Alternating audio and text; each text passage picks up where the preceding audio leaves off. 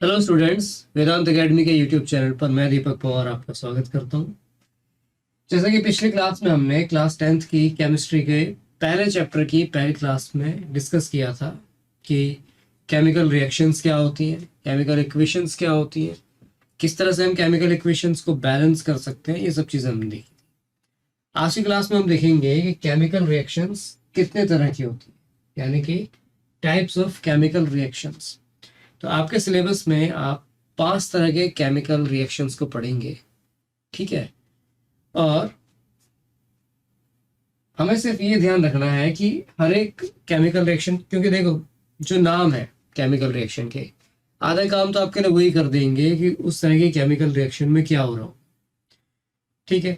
चाहे वो कॉम्बिनेशन हो, कॉम्बिनेशन का मतलब क्या होता है? कॉम्बिनेशन का मतलब होता है कंबाइन होना, जुड़ना, यानी एक दो या दो से ज़्यादा रिएक्टेंट होंगे, लेकिन मिलाकर क्या कर रहे होंगे, वो कंबाइन होकर एक ही बन रहे होंगे, तो प्रोडक्ट उनका एक ही आ रहा होगा। सो मेन ये होता है कि आपको पहले नाम याद हो, दूसरा आपको ये मालूम हो कि किस तरह की केमिकल रिएक्शंस उसमें उसके अंदर आती हैं, यानी उसके डेफिनेशन में आती हैं। तो एग्जाम्पल्स तो आपको आसानी से समझ में आ रहे होंगे अगर आपको डेफिनेशन समझ में आ रही होगी, लेकिन डेफिनेशन आपको और आसानी से समझ में आ रही होगी अगर आपको हर एक टाइप के जो केमिकल रिएक्शन का नाम है आपको उसका मीनिंग समझ में आ रहा होगा, ठीक है। तो इतना ध्यान रखना है, पहले समझो कि इसका मीनिंग क्या है, फिर डेफिनेशन को समझो, फिर एग्जांपल्स को देखो। देखिए, we have learned in class 9 that during a chemical reaction atoms of one element do not change into those of another element। देखिए, ये तो हम पिछली क्लास में भी डिस्कस कर चुके हैं और पहले भी हमने पढ़ा है 9th क्लास में कि जब केमिकल रिएक्शन होते हैं, केमिकल चेंजेस होते हैं, तो भले ही हमें उनमें चेंजेस दिखाई देते हैं इस तरह के जो फिजिकल नहीं होते, है ना। उनकी प्रॉपर्टीज चेंज हो रही होती हैं, कलर चेंज हो रहे होते हैं, टेम्परेचर चेंज हो रहा होता है, स्टेट चेंज हो रहा होता है, लेकिन मैंने क्या बताया था आपको लास्ट क्लास में कि जो एलिमेंट्स हैं वो वैसे ही रहते हैं, नए एलिमेंट्स नहीं बनते, उन्हीं एलिमेंट्स से नए कंपाउंड्स बन जाते हैं। ये एलिमेंट डिस्प्लेस हो जाएगा, अलग हो जाएगा, कुछ भी होगा, लेकिन जो एलिमेंट्स रिएक्टेंट्स में थे, 2 3 4 5 जितने भी एलिमेंट्स थे वो प्रोडक्ट्स में भी होंगे ही, यानी कि एलिमेंट्स तो सेम ही रहेंगे, ठीक है, वो चेंज नहीं होंगे। ऐसा नहीं है कि लेफ्ट हैंड साइड में एफ ई आया है तो राइट हैंड साइड में कॉपर आ जाएगा, ऐसा नहीं होगा, ठीक है। लेफ्ट हैंड साइड में अगर आयरन आया है तो राइट हैंड साइड में भी आयरन ही होगा, और अगर राइट हैंड साइड में कॉपर आया है तो फिर वो लेफ्ट हैंड साइड में भी रहा होगा, ठीक है। Nor do atoms disappear from the mixture or appear from elsewhere। हाँ, ना ही ऐसा होगा कि भाई कि कोई एटम जो था ही नहीं वो कहीं से भी आ गया, या जो था वो कहीं गायब हो गया, वो सब वहाँ यूज होंगे। तभी तो हमने क्या पढ़ा था, बैलेंस्ड इक्वेशंस पढ़ी थी ना, केमिकल इक्वेशंस जो बैलेंस्ड थी। हमने क्यों बैलेंस की? क्योंकि एक साइड में दिखाई दे रहे हैं ज़्यादा, दूसरे साइड में कम दिखाई दे रहे हैं, तो ऐसा पॉसिबल नहीं है, तो बैलेंस करके दिखाना ज़रूरी होता है। Okay, actually, chemical reactions involve the breaking and making of bonds between atoms to produce new substances। You will study about bonds formed between atoms in chapter 3 and 4। अब ये बॉन्ड्स क्या होते हैं? बॉन्ड का मतलब ये है कि जिसके थ्रू दो एटम चिपके रहते हैं। जैसे कि मान लो आपके पास सोडियम क्लोराइड है, या मान लीजिए कि आपके पास H2SO4 है, तो यहाँ पे सोडियम और क्लोरीन, ठीक है, सोडियम और क्लोरीन इन दोनों के बीच में क्या है, एक बॉन्ड है जिसे कहते हैं आयनिक बॉन्ड। अब ये बॉन्ड्स इसलिए है क्योंकि ये बॉन्ड आयंस की वजह से होता है। 10th क्लास में आपने पढ़ा होगा कि ऐसे एटम्स जिन पर कोई भी चार्ज होता है, इलेक्ट्रिकल चार्ज होता है, वेदर दे आर नेगेटिव और पॉजिटिव, वो नेगेटिव या पॉजिटिवली चार्ज होते हैं, अगर आयंस कंबाइन होकर एटम बनाते हैं तब हम क्या कहते हैं कि उनके बीच में कौन सा बॉन्ड है, आयनिक बॉन्ड। तो जो भी है, जो रिएक्शंस होती है, केमिकल रिएक्शंस एक्चुअल में क्या होती है, इन बॉन्ड्स के या तो उनकी ब्रेकिंग हो रही होती है या फिर मेकिंग हो रही होती है। जैसे कि जब सोडियम और क्लोरीन मिलते हैं आपस में, सोडियम प्लस क्लोरीन, तो इनके बीच में बॉन्ड बनता है, लेकिन कई बार क्या होगा कि जो कंपाउंड होगा वो टूट रहा होगा, डिकम्पोज हो रहा होगा अपने एलिमेंट्स में, तो वहां पर वो फिर ब्रेकिंग होगा उन बॉन्ड्स का। ठीक है, तो बॉन्ड्स के बारे में आगे पढ़ेंगे हम। जो हमारा पहला काइंड है केमिकल रिएक्शंस का वो है कॉम्बिनेशन रिएक्शन। तो ऑलरेडी जैसे मैं बता चुका हूँ, कॉम्बिनेशन जो वर्ड आया है वो किससे है, कंबाइन से। ठीक है, और कंबाइन का मतलब क्या होता है, जुड़ना। तो मान लो 2-3 जुड़कर एक बन जाएंगे तभी तो कहेंगे कि जुड़ गए। ठीक है, जब 2-3 जुड़कर एक बनेंगे, ऐसा नहीं कि 2-3 जुड़े और 4-5 बना लिए, नहीं, जुड़ने का मतलब है कि जुड़कर एक बना दिया। तो इसमें क्या होता है कि रिएक्टेंट्स जो होते हैं, देखो लेफ्ट हैंड साइड में रिएक्टेंट होते हैं और राइट हैंड साइड में क्या होता है, प्रोडक्ट्स होते हैं। तो रिएक्टेंट्स तो 2 और मोर होंगे, रिएक्टेंट्स तो 2 या 2 से ज्यादा होंगे, लेकिन प्रोडक्ट हमेशा क्या होगा, एक ही होगा। प्रोडक्ट हमेशा क्या होगा, एक ही होगा। यानी 2 या 2 से ज्यादा रिएक्टेंट कंबाइन होकर एक ही प्रोडक्ट बनाए, तो इस कंडीशन में उन रिएक्शंस को हम क्या कहते हैं, कॉम्बिनेशन रिएक्शंस कहते हैं। ठीक है, जैसे कि इस एग्जांपल में हमें दिया, देख क्या दिया हमें, calcium oxide reacts vigorously with water to produce slaked lime. अच्छा, ये वही एग्जांपल है जो मैंने लास्ट क्लास में आपके साथ डिस्कस किया था। देखिए, ये क्विक लाइम इसको कहा जाता है, कैल्शियम ऑक्साइड जब वाटर के साथ रिएक्शन करता है तो स्लेग्ड लाइम बना देता है, यानी इसका एक्वस सोल्यूशन रहता है, वाटर सोल्यूशन रहता है। तो देखो ये सॉलिड है, ये लिक्विड है, यहाँ पर ये एक्वस है मतलब सोल्यूशन है, वाटर सोल्यूशन, और ये देखो साथ साथ क्या जनरेट हुई है, हीट जनरेट हुई है। तो मैंने आपको बताया था कि अगर हीट जनरेट हो रही है ना, कुछ में क्या होता है, चेंज इन टेम्परेचर देखा जाता है, तो इसमें क्या होता है, हीट जनरेट होती है, तो इसलिए क्या हो जाता है, वो टेम्परेचर उसका बढ़ जाता है, वो गर्म हो जाता है। तो यहाँ पर क्या हुआ, एक ये रिएक्टेंट था, एक ये रिएक्टेंट था, तो रिएक्टेंट तो थे मेरे पास 2, लेकिन कुल मिलाकर बना क्या भाई, हीट तो एनर्जी है, तो हीट कोई एलिमेंट तो है नहीं, तो मैं ये नहीं कह सकता कि प्रोड्यूस हुआ, प्रोड्यूस तो केवल CaOH होल ट्वाइस ही हुआ, तो प्रोडक्ट कितना है मेरे पास, एक ही है। तो ये एग्जांपल किसका है, कॉम्बिनेशन रिएक्शन का, यानी कि जिसमें 2 या 2 से ज्यादा रिएक्टेंट होते हैं लेकिन प्रोडक्ट कैसा रहता है, एक ही रहता है। चलिए आगे,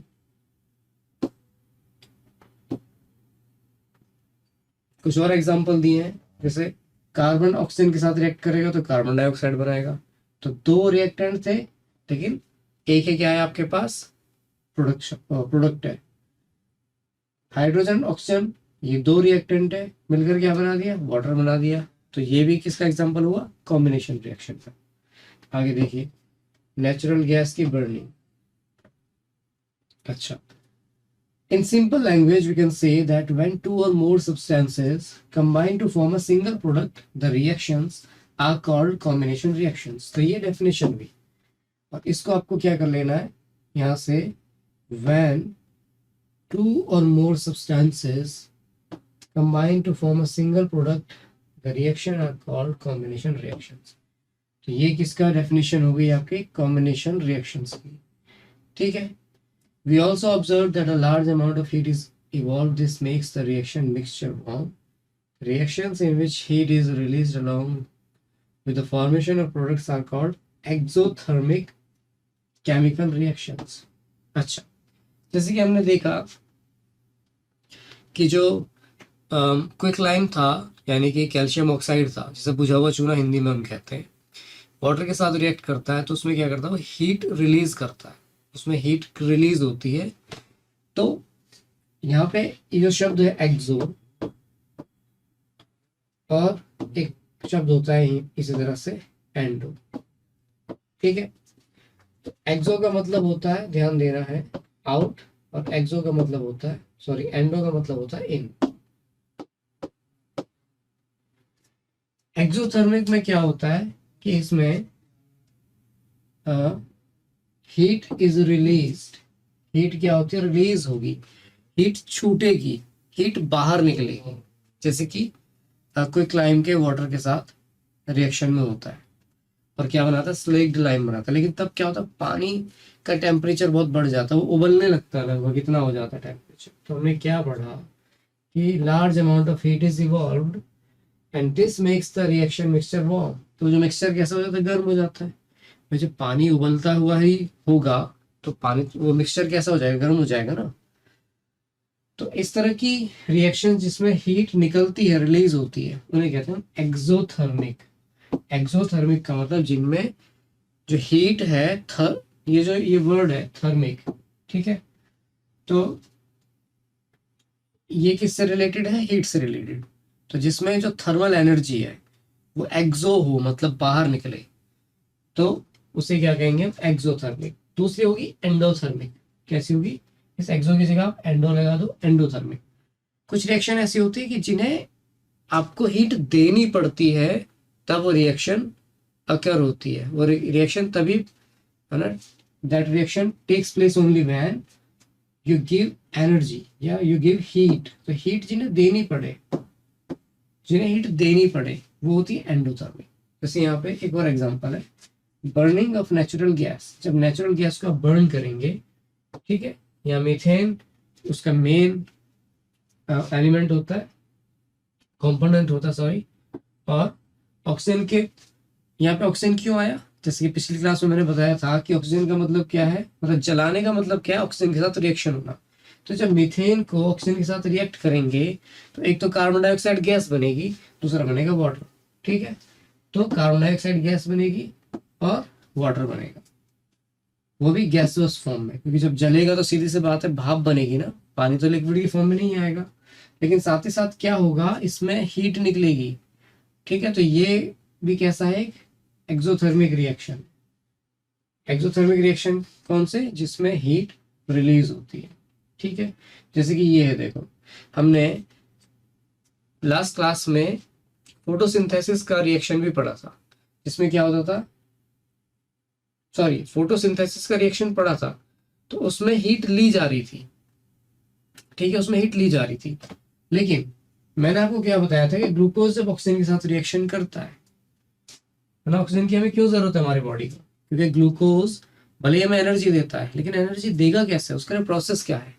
ग्लूकोज जब ऑक्सीजन के साथ रिएक्शन करता है तो एक तो कार्बन डाइऑक्साइड बनती है जो हमारे रेस्पिरेशन में बाहर निकल जाता है, दूसरा वाटर बनता है, वो भी रेस्पिरेशन के थ्रू बाहर निकल जाता है। लेकिन साथ में क्या निकलता है, बहुत ज्यादा अमाउंट में एनर्जी निकलती है। ये वो एनर्जी है जिसे एटीपी की फॉर्म में क्या होता है, माइटोकॉन्ड्रिया के अंदर स्टोर कर लिया जाता है। तो इसी एनर्जी पे सारे लिविंग ऑर्गेनिज्म चल रहे होते हैं। लेकिन ये जो इक्वेशन था, ये जो रिएक्शन था, मतलब ये जो इक्वेशन जिस रिएक्शन को दिखा रहा है, उसमें क्या हो रहा है, एनर्जी रिलीज हो रही है, हीट रिलीज हो रही है। तो इसलिए ये भी क्या हो गया, एक एक्सोथर्मिक रिएक्शन हुई, ठीक है। तो आगे के एग्जांपल आप पढ़ लेना। अभी चलते हैं हम डीकंपोजिशन रिएक्शन में। अभी जो डीकंपोजिशन वर्ड है, दरअसल जो कंपोज वर्ड है, कंपोज वर्ड का मीनिंग होता है कंपोज करना, यानी कि बना। अगर आप प्रीफिक्स डी किसी नाउन से पहले लगाएंगे, वर्ब से पहले लगाएंगे, तो क्या करेगा, वो उसे उसका एंटोनिम बना देगा। तो यानी कि कंपोज करने का उल्टा क्या हो जाएगा, उसे उसके एलिमेंट्स में तोड़ना, उसके कंपोनेंट्स में तोड़ना। तो डीकंपोजिशन का मतलब होता है कि कोई एक कंपाउंड रहेगा, लेकिन वो कंपाउंड जिन जिन एलिमेंट से बना होगा, अगर आप उसे डीकंपोज कर दें, या फिर वो हो सकता है कि किन्हीं दो कंपाउंड्स में टूट जाए। लेकिन इस बार क्या होगा कि रिएक्टेंट एक होगा, लेकिन प्रोडक्ट क्या होंगे, दो से ज्यादा होंगे। या अगर मैं दूसरे शब्दों में ये कहूं कि डीकंपोजिशन रिएक्शन जो होती है कॉम्बिनेशन रिएक्शन की ऑपोजिट होती है, तो सेम ही बात रहेगी, ठीक है। देखिए जैसे कि ये क्या है, हमारा फेरस सल्फेट है, ठीक। फेरस सल्फेट FeSO4, जब आप इसे हीट देते हैं तो ये फेरिक ऑक्साइड, सल्फर डाइऑक्साइड और सल्फर ट्राइऑक्साइड में चेंज हो जाता है, ठीक है। In this reaction you can observe that a single reactant, अब हुआ क्या था, देखो रिएक्टेंट तो सिंगल ही था और वो 3 प्रोडक्ट्स में ब्रेक हुआ है, यानी उसका डीकम्पोजिशन हुआ है।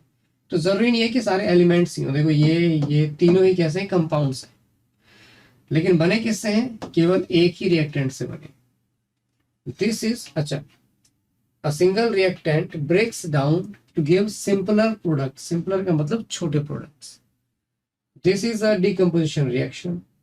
फेरस सल्फेट क्रिस्टल, यानी ये लूज वाटर व्हेन हीटेड, तो सबसे पहले क्या होगा कि FeSO4 × 7H2 क्या होता है, जब इसको हीट देते हैं सबसे पहले तो इसमें से वाटर निकल जाता है इसके क्रिस्टल में से, फिर फर्दर हीट देने पर वो इन तीनों में ब्रेक हो जाता है। And the color of the crystal changes. It then decomposes to ferric oxide, sulfur dioxide, and sulfur trioxide. Ferric oxide is a solid, while these two are gases. अब देखो ये सॉलिड था, ये भी सॉलिड बना है, लेकिन ये गैस हो जाएंगे, ये गैसेस बनती है, ठीक है। ऐसे ही डीकम्पोजिशन ऑफ कैल्शियम कार्बोनेट, जब कैल्शियम कार्बोनेट जिसे लाइमस्टोन कहते हैं, कैल्शियम कार्बोनेट जिसे लाइमस्टोन कहा जाता है, जिसके लिए आपने पढ़ा होगा कि हड्डियां जो होती है हमारी कैल्शियम कार्बोनेट की बनी होती हैं, अगर उसे हीट देंगे तो कैल्शियम ऑक्साइड और कार्बन डाइऑक्साइड में क्या हो जाता है, ब्रेक हो जाता है, ठीक है। तो हुआ क्या, देखो अगेन जो हमारा रिएक्टेंट है वो सिंगल है और हमारे प्रोडक्ट्स कैसे हैं, 2 हैं।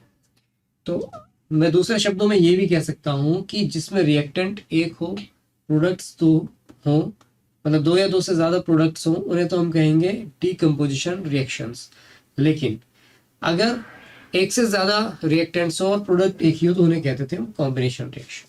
अब ये जो डीकम्पोजिशन है, यहां पर अब तक हम देख रहे हैं थर्मल डीकम्पोजिशन, यहां तक हमने कैसा देखा है, थर्मल डीकम्पोजिशन, यानी कि इसमें हम केवल हीट दे रहे थे, यानी जब गर्म करके क्या होता है, देखो डीकम्पोजिशन कई तरह से हो सकता है इलेक्ट्रिसिटी देकर हो, कई बार क्या होता है पानी में घुलने की वजह से डीकम्पोजिशन हो जाता है, जैसे सोडियम क्लोराइड है, सोडियम क्लोराइड NaCl से बना है, लेकिन जब आप इसे पानी में घोलेंगे तो सोडियम अलग क्लोरीन अलग हो जाता है, इसे कहते हैं हाइड्रोलिसिस, ठीक है।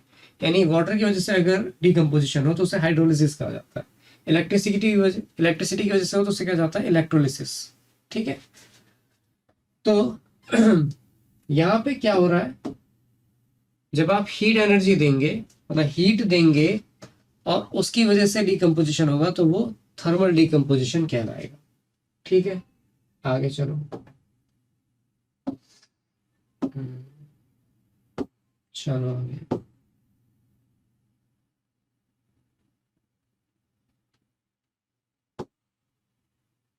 यहाँ पे भी देखो हीट ही हुई है, तो मैं दूसरा एग्जांपल लूंगा। यहाँ देखो, अब मान लीजिए जैसे सोडियम क्लोराइड है, ठीक है, AgCl है,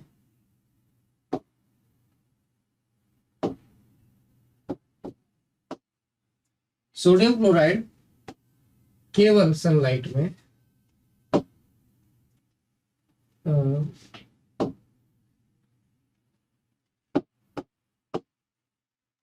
केवल सनलाइट की प्रेजेंस में ही सोडियम क्लोराइड क्या करता है, अपने सोडियम और क्लोरीन गैस में डिकम्पोज हो जाता है, ठीक है।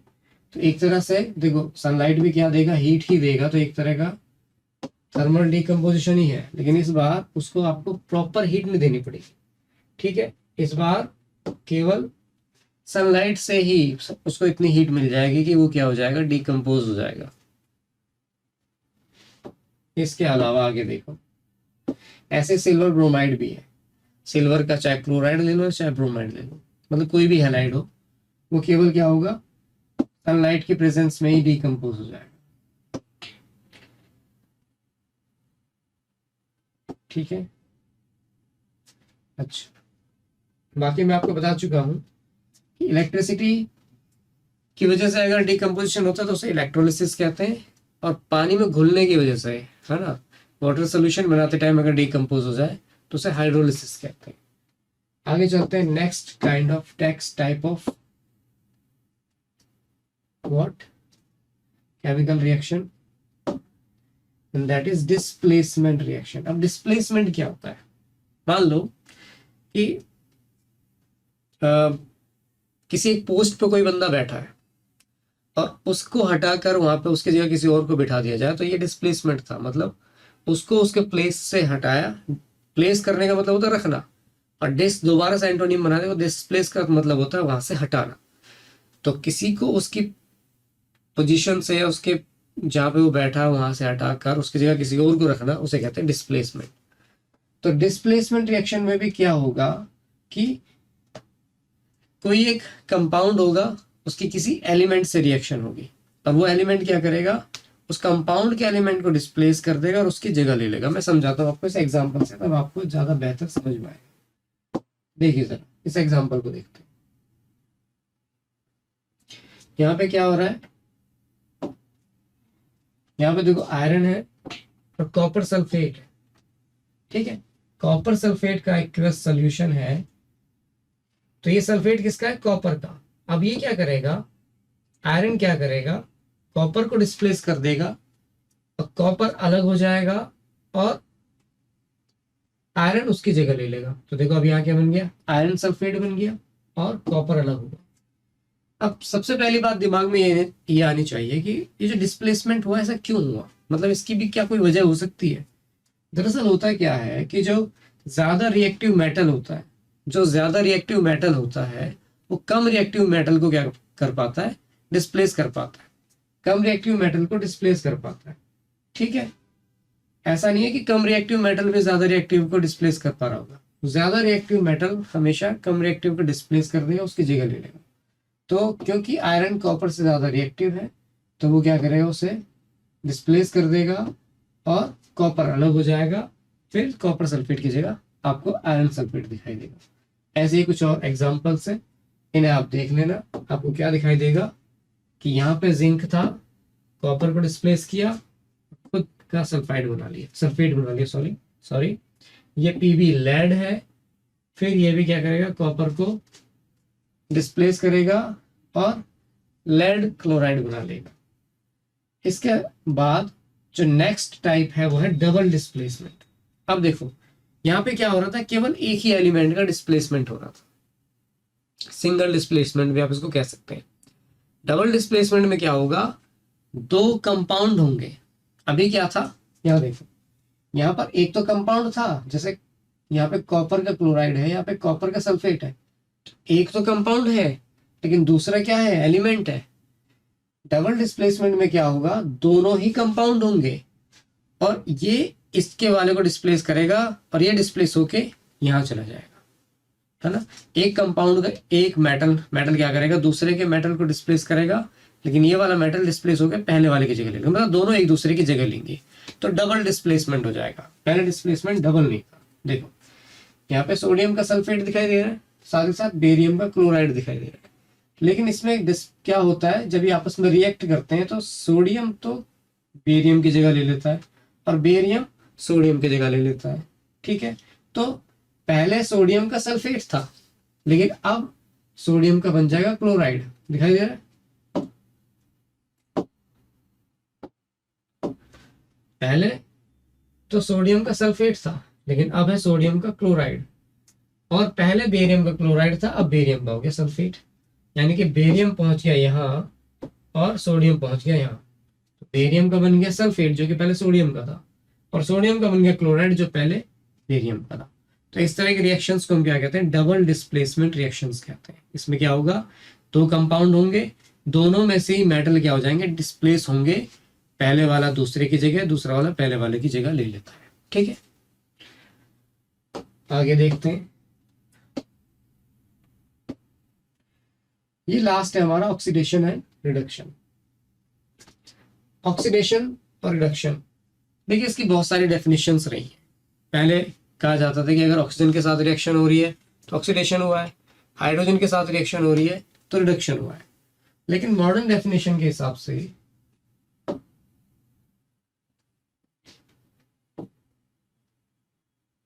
देखिए जरा, मॉडर्न डेफिनेशन के हिसाब से ये देखो क्या हुआ है, if hydrogen gas is passed over this heated material copper oxide the, अच्छा पहले क्या हुआ, पहले ऑक्सीजन को पास किया गया है, तो कॉपर के साथ ऑक्सीजन की रिएक्शन हुई और कॉपर ऑक्साइड बन गया।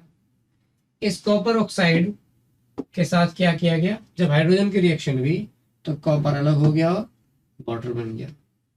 तो इस तरह से हुआ क्या, if a substance gains oxygen during a reaction it is called to be oxidised. जैसे मैंने आपको बताया कि ऑक्सीडाइज्ड उन्हें माना जाता है अगर ऑक्सीजन के साथ रिएक्शन हो। तो जैसे कि इसने क्या करा, ऑक्सीजन गेन की, तो यहां पर हम क्या कहेंगे कि ये ऑक्सीडाइज हो गया, ऑक्साइड बना लिया। ठीक है। If a substance loses oxygen, और अगर ऑक्सीजन लूज की जाती है, जैसे इसके पास ऑक्सीजन थी लेकिन अब इसने ये लूज कर दी और केवल कॉपर रह गया, तो इसे हम क्या कहते हैं, it is said to be reduced. यानी कि ऑक्सीडेशन तब कहा जाता है जब ऑक्सीजन के साथ रिएक्ट होगी, ऑक्सीजन गेन की जाएगी, और रिडक्शन तब कहा जाएगा जब ऑक्सीजन लूज की जाएगी, ऑक्सीजन जो है किसी एलिमेंट से निकल जाएगा, या कह लो वो ऑक्सीजन को लूज करेगा। लेकिन होता क्या है, मान लीजिए कि जो इलेक्ट्रॉन्स है, ठीक है, अगर इलेक्ट्रॉन गेन किया गया या इलेक्ट्रॉन का लॉस हो, या यूं कह लो इलेक्ट्रॉन कह लो या चार्ज कह लो, पर ध्यान देना है कि जब इलेक्ट्रॉन लूज किया जाता है, तो चार्ज गेन होता है। यानी कि आप सोचो जरा, मैं समझाने की कोशिश करता हूं। मान लीजिए मेरे पास एक ए है और एक बी है, या बल्कि प्रैक्टिकल एग्जांपल लेते हैं, सोडियम है और क्लोरीन है। सोडियम क्या है, एक मेटल है। और केमिस्ट्री में अगर आप पढ़ेंगे, केमिकल प्रॉपर्टी पढ़ेंगे मेटल्स की, तो इनकी एक प्रॉपर्टी ये भी होती है कि इलेक्ट्रॉन हमेशा लूज करते हैं। मेटल्स की खासियत क्या होती है कि इलेक्ट्रॉन लूज करते हैं। इलेक्ट्रॉन जब ये लूज करेगा और क्लोरीन को दे देगा, अब जरा ध्यान से समझना, सोडियम के पास 11 इलेक्ट्रॉन होते हैं और क्लोरीन के पास 17 इलेक्ट्रॉन होते हैं। 9th क्लास में आपने पढ़ा होगा कि जितने इलेक्ट्रॉन होते हैं उतने प्रोटॉन होते हैं। तो अगर इसके पास 11 इलेक्ट्रॉन है तो प्रोटॉन भी तो 11 होंगे, और अगर इसके पास 17 इलेक्ट्रॉन है तो प्रोटॉन भी 17 होंगे। यहां तक बात समझ में आई होगी। अब इलेक्ट्रॉन नेगेटिव होते हैं और प्रोटॉन होते हैं पॉजिटिव। नॉर्मली क्या होता है, एटम नल होता है, मतलब उस पर कोई चार्ज नहीं होता। क्यों? क्योंकि जितने इलेक्ट्रॉन होते हैं उतने प्रोटॉन होते हैं। तो +11 है, -11 है, ओवरऑल तो 0 हो गया। लेकिन साथ ही इनकी खासियत एक और क्या है कि भैया इलेक्ट्रॉन रिलीज करते हैं। अब अगर इसने एक इलेक्ट्रॉन रिलीज कर दिया और इसे दे दिया, तो अब क्या होगा, नया सीन कि सोडियम के पास 10 इलेक्ट्रॉन है लेकिन क्लोरीन के पास 18 इलेक्ट्रॉन हो जाएंगे। ठीक है। अब जरा देखो, अगर 10 इलेक्ट्रॉन है तो प्रोटॉन ही रहेंगे, क्योंकि ये तो न्यूक्लियस के अंदर होते हैं। न्यूक्लियस टूटता नहीं है आसानी से, इतनी आसानी से तो नहीं टूटता। तो प्रोटॉन इसके पास 11 है और इसके पास 17 ही है। मतलब नंबर ऑफ प्रोटॉन्स चेंज नहीं होता, इलेक्ट्रॉन्स चेंज हो सकता है। अब इसके पास -10 है, +11 है, तो सोडियम पे प्लस का एक चार्ज आ गया। क्लोरीन के पास -18 है लेकिन +17 है, तो इसके पास माइनस का चार्ज आ गया। तो देखो जरा हुआ क्या, जिसने इलेक्ट्रॉन लूज किया उसने चार्ज गेन किया, मतलब उसका चार्ज बढ़ा, पॉजिटिव हुआ ना। पॉजिटिव का मतलब हमें लगता है बढ़ा, लेकिन उस पर चार्ज आया पॉजिटिव। और जिसने इलेक्ट्रॉन गेन किया, अच्छा जिसने लूज किया उस पर पॉजिटिव चार्ज आया, और जिसने गेन किया उस पर कैसा आ गया, नेगेटिव चार्ज आया। ठीक है, यहां तक बात समझ में आई होगी। अच्छा,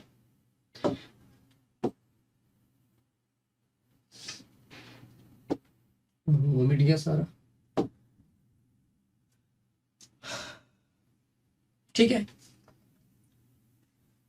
तो ये जो इलेक्ट्रॉन मतलब जो चार्ज है, इलेक्ट्रॉन लूज करना, गेन करना, ये क्या है, ऑक्सीडेशन और रिडक्शन है। अब एक और बात ध्यान से समझ लेते हैं कि जो टर्म होता है रेडॉक्स, ये रिडक्शन और ऑक्सीडेशन का शॉर्ट फॉर्म है। मतलब क्योंकि अगर रिडक्शन हो रहा है तो सीधी सी बात है उस रिएक्शन में ऑक्सीडेशन भी हुआ होगा, और अगर ऑक्सीडेशन हो रहा है तो उस रिएक्शन में सीधी सी बात है रिडक्शन भी हुआ होगा। तो ये एक ही साथ होते हैं, तो इसलिए रिडक्शन और ऑक्सीडेशन को कंबाइनली या मतलब मिलाकर हम क्या कह सकते हैं, रेडॉक्स रिएक्शन भी कह देते हैं। ठीक है, कुछ एग्जांपल्स रेडॉक्स रिएक्शन के यहाँ पे दिए हुए हैं, लेकिन अब आगे समझते हैं। Have you observe the effects of oxidation. लेकिन ऑक्सीडेशन के दो इफेक्ट्स भी होते हैं, ऑक्सीडेशन के दो इफेक्ट्स भी होते हैं जो नुकसानदायक होते हैं, और हमने अपनी डेली लाइफ में देखते हैं। एक होता है कोरोजन और एक होता है रेंसिडिटी। तो पर मतलब ये दोनों हैं क्या? कोरोजन क्या है? आपने देखा होगा कि किसी भी मेटल को, खासकर जब लोहे की किसी चीज को हम खुली हवा में छोड़ देते हैं, जैसे कि इस चैप्टर की शुरुआत में हमने कुछ एग्जांपल्स देखे थे, उसमें एक ये भी था कि केल को या किसी लोहे की चीज को अगर आप खुले में रखें तो क्या हो जाता है, उसमें उसका कोरोजन हो जाता है। ठीक है, कोरोजन का मतलब क्या है कि उसमें जंग लगना शुरू हो जाएगा। ठीक है, जंग लगना शुरू हो जाएगा। ये जो कोरोजन है ये किस वजह से होता है? क्योंकि आयरन जो नमी में जो ऑक्सीजन है उसके साथ रिएक्शन करके क्या बना लेता है, ऑक्साइड बना लेता है, और ऑक्सीजन के साथ जब रिएक्शन करेगा तो उसे क्या कहेंगे, ऑक्सीडेशन। तो इस ऑक्सीडेशन की वजह से होता क्या, जंग लगने से क्या होता है, लोहा धीरे धीरे खराब होने लगता है, तो इसे कहते हैं कोरोजन। कोरोजन से बचने का तरीका क्या है कि उस पर क्या करते हैं, पेंट की लेयर लगा देते हैं, पेंट कर देते हैं ना लोहे की चीजों को। इससे क्या होता है कि जो हवा की ऑक्सीजन है वो उसके डायरेक्ट कांटेक्ट में नहीं आ पाता, कांटेक्ट में फिर पेंट रहता है, तो जो आयरन है वो कोरोजन होने से क्या हो जाता है, बच जाता है। वहीं जो रेंसिडिटी है, अब रेंसिड क्या चीज होती है, रेंसिड क्या होगा? रेंसिड जितने भी ऑयल में बनी हुई चीजें होती हैं, जैसे सब्जी हो गई या ऑयल में बनी हुई जितनी भी चीजें होंगी, अगर ऑक्सीजन के साथ रिएक्शन करेंगी तो इनका ऑक्सीडेशन होगा, और ऑक्सीडेशन की वजह से उनके अंदर केमिकल चेंज होंगे, नए सब्सटेंसेस बनेंगे, नए पदार्थ बनेंगे। लेकिन जब ऑक्सीडेशन होता है तो इस वजह से होता क्या है कि उनकी स्मेल में चेंज आ जाता है। देखो, जो फैट्स या ऑयल्स होते हैं when they are oxidised they become rancid. ठीक है, उसे क्या कहते हैं कि वो रैंसिड हो गए, मतलब खराब हो जाते हैं। And smell and taste change, उनका स्मेल और टेस्ट चेंज हो जाता है, इवन वो हमें नुकसान भी करते हैं। तो इसे क्या कहते हैं, रेंसिडिटी। रेंसिडिटी में जो फैट या ऑयल से बनी हुई चीजें होती हैं उनका ऑक्सीडेशन होता है। वहीं जो कोरोजन होता है उसमें क्या होता है, मेटल का ऑक्सीजन से रिएक्शन होता है, यानी उनका ऑक्सीडेशन होता है। तो दोनों में फर्क ये है कि उसमें उस तरह से खराब हो रहा होता है, यहाँ पे टेस्ट और स्मेल खराब हो जाती है। ठीक है, तो ये हमारा देखिए आगे कुछ इसमें बचा है। तो ये हमारा चैप्टर था, आई होप कि आपको समझ में आया होगा। देखिए हमने क्या पढ़ा कि केमिकल रिएक्शंस क्या होती हैं, उन केमिकल रिएक्शंस को रिप्रेजेंट करने के तरीके को सिंबल्स के थ्रू हमने क्या पढ़ा, उसे क्या कहते हैं, केमिकल इक्वेशंस कहते हैं। हमने उन केमिकल इक्वेशंस को बैलेंस करना सीखा, और फिर हमने पढ़ा कि केमिकल इक्वेशंस 5 तरह की होती है। कौन कौन सी पढ़ी? सबसे पहले पढ़ी हमने combination equations, combination chemical reactions. फिर दूसरी क्या थी, कॉम्बिनेशन में क्या हो रहा था, क्या हो रहा होता था, दो या दो से ज्यादा रिएक्टेंट होते थे, उनसे एक ही प्रोडक्ट बनता था। फिर आए डिकम्पोजिशन, उसमें क्या हो रहा होता था, एक रिएक्टेंट होता था और एक से ज्यादा प्रोडक्ट्स होते थे। ठीक है, उसके बाद पढ़े हमने डिस्प्लेसमेंट रिएक्शंस, जिसमें क्या होता था कि एक कंपाउंड में से एक मेटल रिएक्शन करके वहां से एक मेटल को डिस्प्लेस कर देता था, उसकी जगह ले लेता था। फोर्थ पढ़ा था हमने डबल डिस्प्लेसमेंट, डबल डिस्प्लेसमेंट जिनमें दो कंपाउंड होंगे, एक का मेटल दूसरे में, दूसरे का मेटल पहले में डिस्प्लेस हो जाता है। और लास्ट पढ़े हमने ऑक्सीडेशन रिडक्शन, यानी कि रेडॉक्स केमिकल रिएक्शंस। उसके हमने ऑक्सीडेशन के इफेक्ट पढ़े कि 2 इफेक्ट होते हैं, एक तो होता है कोरोजन जो मेटल्स में होता है, और लास्ट हमने पढ़ा दूसरा रेंसिडिटी जो ऑयल में बनी हुई चीज़ों में या फैट से बनी हुई चीज़ों में होता है। आई होप कि आपको समझ में आया होगा। कोई डाउट अगर इस चैप्टर से रिलेटेड आपका हो तो आप हमसे पूछ सकते हैं। आज के लिए इतना ही, थैंक्स फॉर वॉचिंग।